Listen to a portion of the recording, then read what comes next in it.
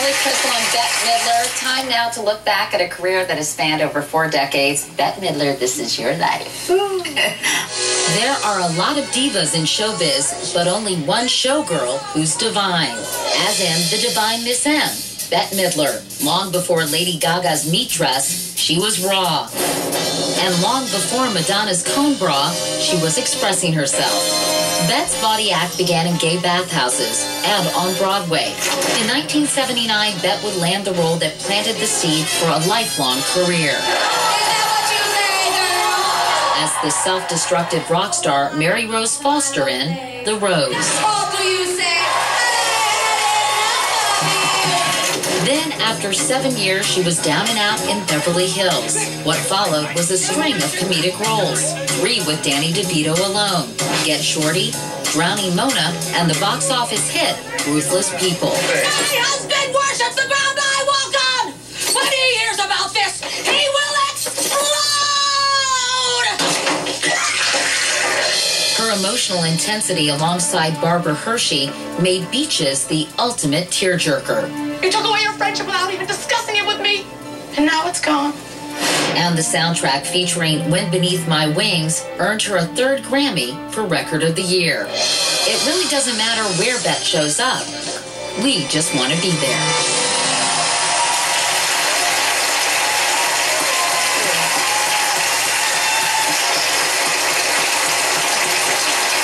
Let me ask you the same question I asked Billy. I mean, is it fun for you to look back on all the amazing things you've done? Bette, I know you can probably get kind of jaded and be like, oh, whatever. No.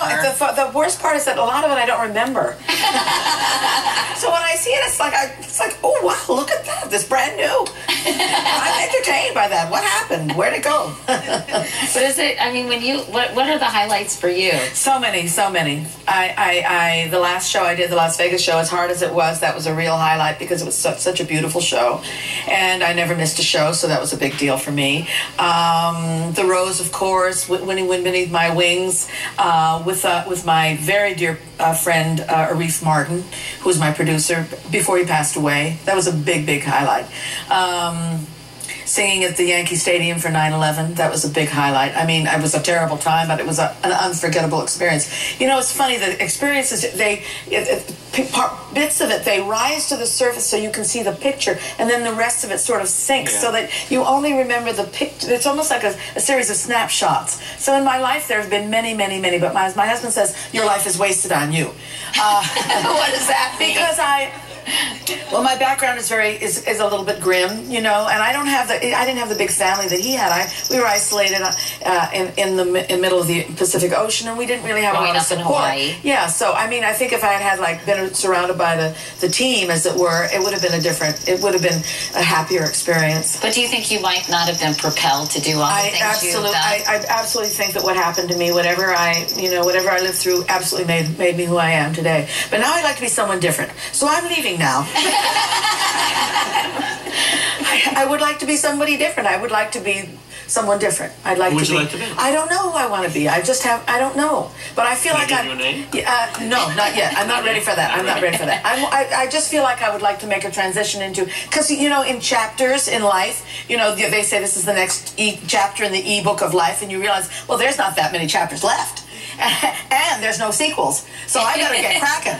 You know, so if you feel a horizon looming up to you, you want to do everything you can do before it's time to say goodbye. So what are some of the things that, you know, as you look ahead, I know you just had a birthday, so I think people always think about where they are in their lives when they have a birthday. So what are some of the things that you think, gosh, I really would like to do? I'd like to learn a foreign language. I can barely speak English, and I can't speak anything. My daughter knows 3 or 4, and I know I can barely speak English. So I would like to learn a foreign language, and I'd like to learn to draw. I'd like to write a poem or a song and have people say, what a fabulous song. I mean, I'd like to do all that. Mostly creative stuff. Would you be okay if you... I'm learning an instrument. I'm learning the guitar. And I'm just like, why? Let's just swing it. I mean, I really like it. Can you play like Michael Rowe, The Boat Is Short? I can't. Well, I would. That's too low for me. But I can play like Teach Your Children Well. Would you ever go on Glee? Because I know they're dying to get you on Glee. Well, he invited me, but I'm waiting for the call. You should do Glee. I did do Glee. Oh, I you did do Glee? I interviewed Sue Sylvester. I played myself. I interviewed her after a big controversy on the show. And I got to grill Sue Sylvester. It was fun. I was the only person she's ever been afraid of because she's awful. Still to come, Billy and Bette's co